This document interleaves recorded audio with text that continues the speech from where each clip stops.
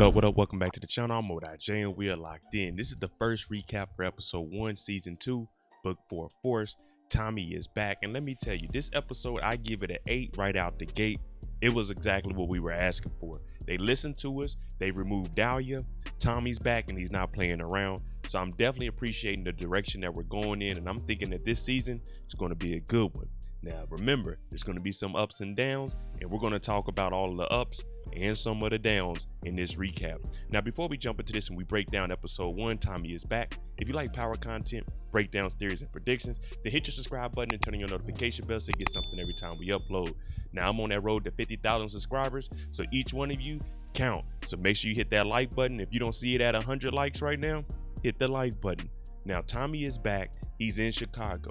From what I've been reading, this episode and season is running simultaneously to season 3 of Ghost, meaning we don't know if they're going to show him going to New York or if he's going to be coming back. So just keep that in the back of your head when we're talking about power this season. But this is the recap for episode 1. Tommy is back, season 2, book 4 Force. We start the episode off with Tommy sitting in the firehouse. Now he's drinking a little bit. He has some tears falling from his eyes, and that's because he's starting to think back on Liliana. Liliana, they had a connection related back to the OG power, and last season they worked together and they were supposed to be business partners 50-50. But unfortunately, someone took Liliana's life, and for Tommy, this is angering him. He has flashbacks of the good times, and now he's trying to seek revenge and find out any information on who potentially killed Liliana so he can get his revenge. Now, hopefully this doesn't take Tommy down the wrong path, because we know how Tommy can get. But we also know once Tommy is determined to do something, he's on it non-stop. Tommy doing Tommy things, he finds out information on the people that potentially killed Liliana. Now, when he walks in on one of these Flynn family members' associates, he tells Tommy Walter is going to be at Claudia's place because Walter may have had something to do with Liliana's death, even though we know it was Liliana who got into it with Claudia, and with the setup from Jenard, that's how Liliana was killed. Well, Tommy goes ahead and catches his first body in the first 5 minutes of the episode, looking out for revenge for Liliana. Kate is back. If you remember last season, JP actually called her to try to talk to her. She is JP and Tommy's mother. Well, once she came back, we know that D-Mac was shot. So now she's trying to be a good grandmother. She's making breakfast, crispy bacon, freshly squeezed OJ, and Tommy's saying, "Here, Kate, take this little pack to knock the edge off." Well, Kate's trying to be a good grandmother, and she's telling Tommy, "No, I'm clean at this point. I'm not going to do that. I'm taking a different route in life." So Tommy, he's looked and he's shocked, but he's kind of happy that his mom is changing up her ways.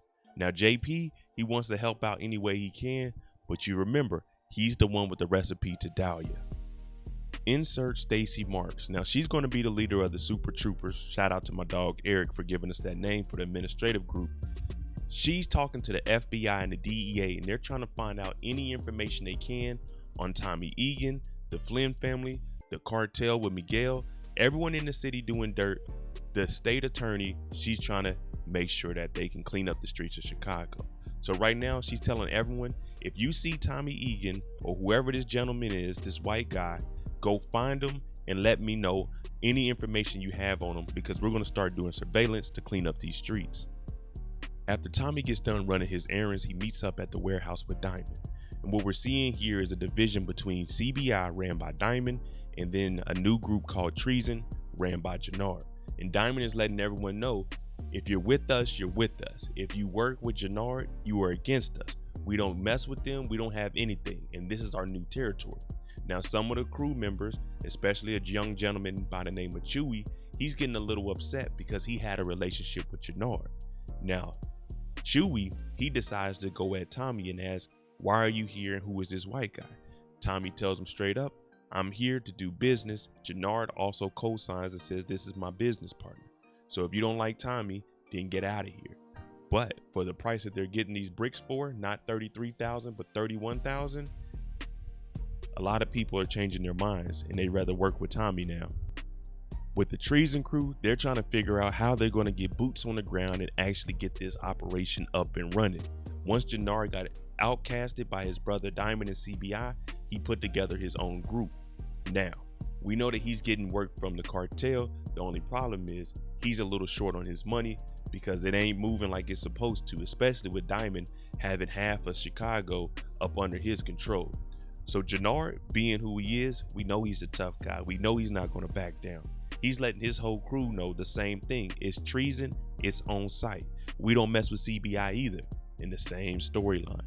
If you're with us, you're with us. If you mess with Diamond, you are against us. So the brothers, they are feuding, but in the streets, no one is safe. It's time for Diamond and Tommy to re-up, and Tommy wants to go to meet the cartel boss, aka McDowell. But Diamond doesn't know if this is a good idea, especially since no one knows who Tommy is. But he also gets a text message, and it basically says, I'm not even built like that, Tommy. That ain't even me, yo. Adrian says, Diamond, I'm not cut out for this life. It's over between the two of us. So that writes her out of the storyline, and now Diamond has to go and meet up with his PO officer. As far as Walter goes, we know he still has lung cancer, and if you remember, the 4 horsemen came from the home country of Dublin. They came over and died. Well, Dublin then sent over some people to recoup some money or try to figure out what the hell happened. And they're basically saying the 4 horsemen came over here and died. Walter, you're gonna have to pay up and explain what happened. But Walter is saying Tommy Egan did this, and he's going to take Tommy out himself. So we're going to start to see a change in Walter this season. He's going to start taking things into his own hands, because if you remember in season 1, he tried to tell his kids, Vic and Claudia, how to run the organization. They did things their own way, and Tommy came in and infiltrated everything. So this season, Walter is starting with his back against the wall, trying to climb himself out of this hole that he was put in because of Timon fucking Egan. Vic, he's just drinking and drinking, thinking about the good times because Gloria is gone. His dad don't really trust him like that.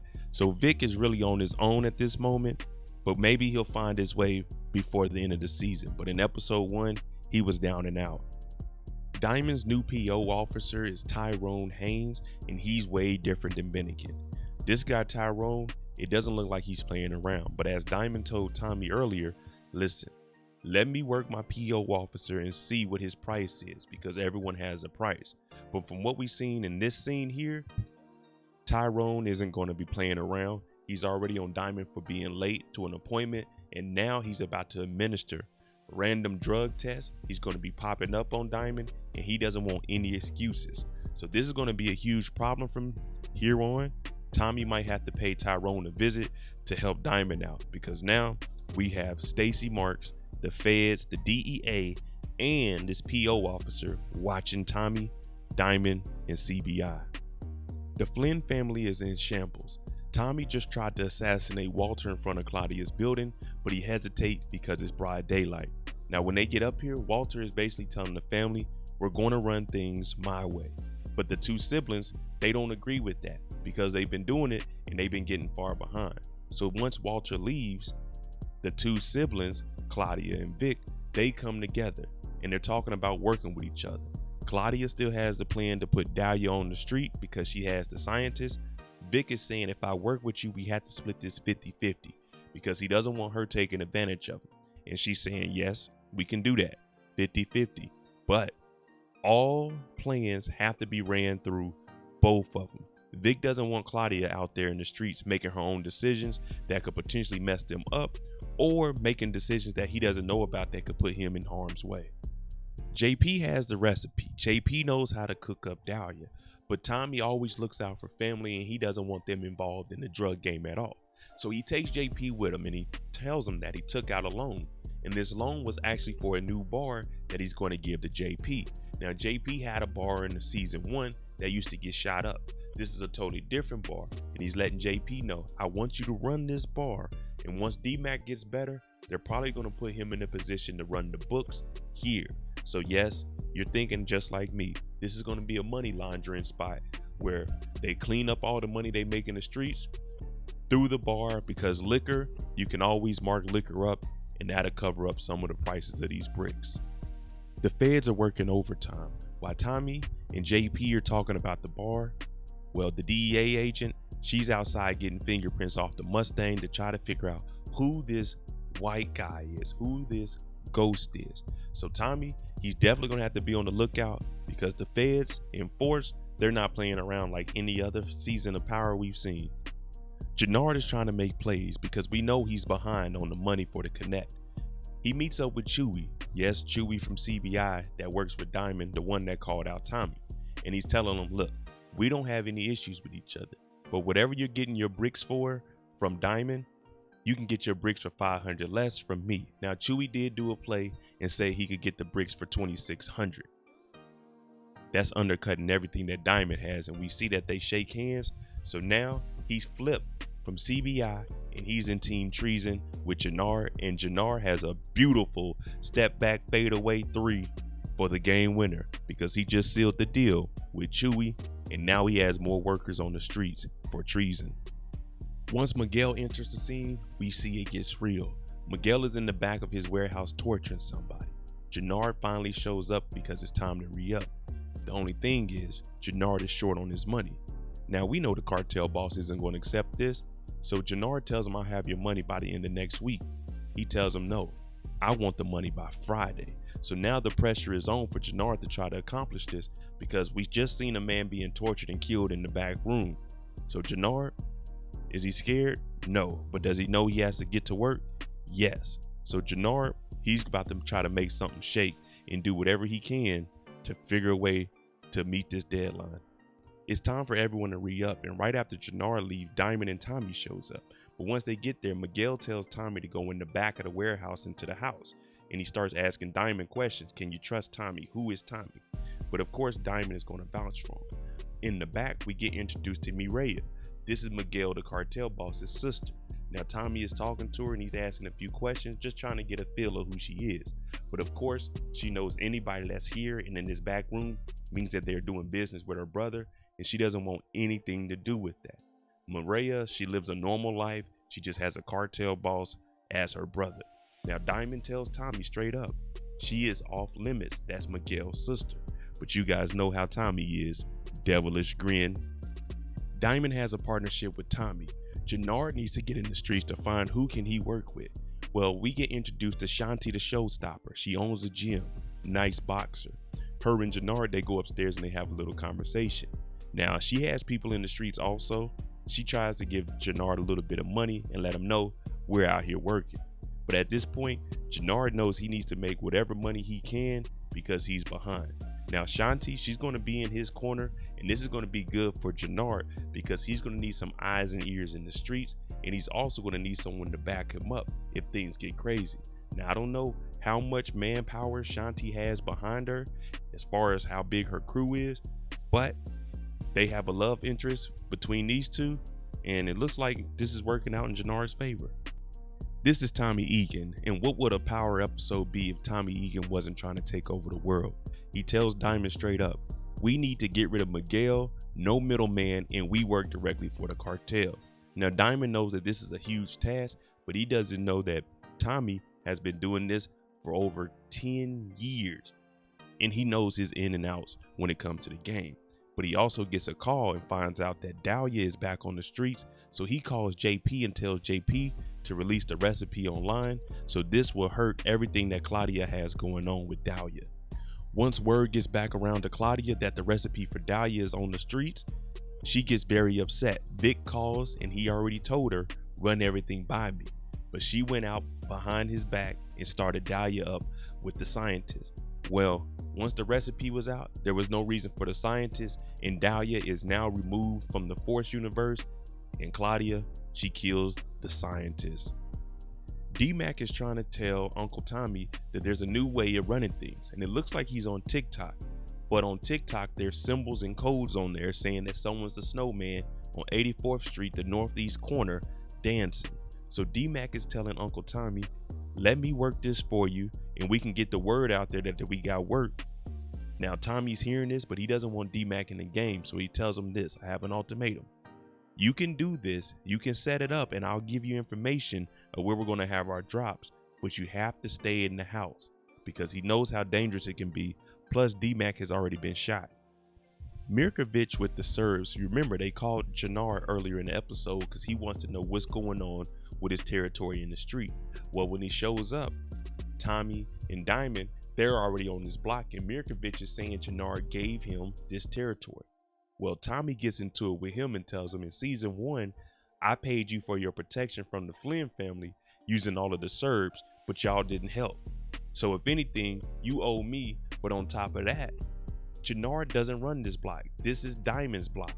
Diamond is the one that gave Jenard in treason their territory. So Tommy basically tells Mirkovich, we're ready to go to war with you, and if that's the problem you want, then go ahead and bring it. But Mirkovich, they see that they're severely outnumbered. They back down from the situation. Tommy gets a call that D-Mac's at the hospital because his gunshot wound has an infection on it. But when we get to Tillman Hospital, it's out of control. There's no one helping anybody. Tommy goes over to the front desk asking for help. They're threatening to call security, but luckily for them, Mireya is working. She comes over and sees D-Mac, and she takes D-Mac back, and they actually save the young man, but he's gonna have to stay in the hospital for a couple days. But then we see a little jealousy between Tommy because he notices that Mireya, she has somebody that she's involved with at the hospital after he slapped Mireya on the booty. Jenard's back in hot water because Mirkovich just got ran up off his block, so they have Jenard hemmed up against the wall, punching him in his gut, and he can't take it, pause. But he tells him, listen, I'm gonna make things all right. So it looks like there's gonna be an alliance between Jenard and the Serbs, and they're probably gonna be the ones that have the muscle to go against Tommy, Diamond, and everybody in CBI. We're not sure who's all on what side, Treason and CBI, who they're all affiliated with, but we can guarantee that Miguel's not gonna like these two beefing because he's already beefing with the Serbs when it comes to the territory. So they might have to choose sides, and Jenard get from up under Miguel and the cartel because he's behind, and work with Mirkovich and the Serbs, while CBI, they work with the cartel. Tommy and Diamond, they're trying to make things work, and they're getting ready for their re-up. Over at Jenard's house, he's just a chillin', but he's paranoid, so he keeps that Thule with him. He gets a knock at the door, all glass door. Well, it's just Shanti, and Shanti shows up with a little bit of money because she heard about what's going on in the streets. Now, Jenard is saying he can't accept that money, and she asks him, what do you want? And his reply is he wants her, and they get to it, and they do what grown folks do.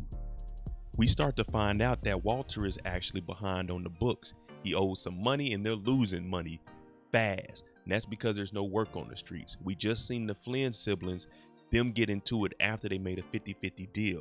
So for Walter, he's telling Paulie, I'm gonna figure this out.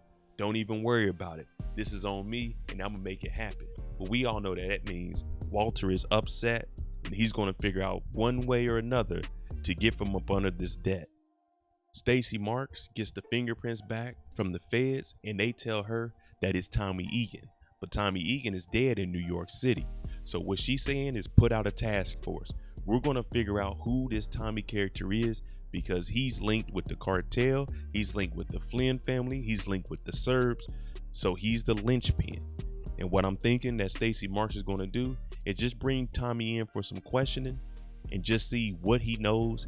Hopefully Tommy doesn't talk, which we know he won't talk, but they're gonna be watching him, and that's gonna be an easy way to start connecting the dots on who the major players are in the city and how they can bring them down. The young gentleman Chewy that asks who is this white guy, well, he doesn't make it past the episode. Remember, he flipped and he joined treason from up under CBI, went behind their back. Diamond told Tommy, and well, this little Chewy situation, Tommy came and took care of it right in front of the Stop the Violence. Tommy is a bad man. Tommy is a bad man. There you go, the recap for episode 1 of Power. Book 4 of 4, season 2. Tommy is back. Let me know what you think about this episode. I gave this episode an 8. I'm really ready to see how this season plays out. So make sure you tune in tonight, 8 p.m. Eastern, for the live after show discussion where I break down each individual character and we talk about their storylines.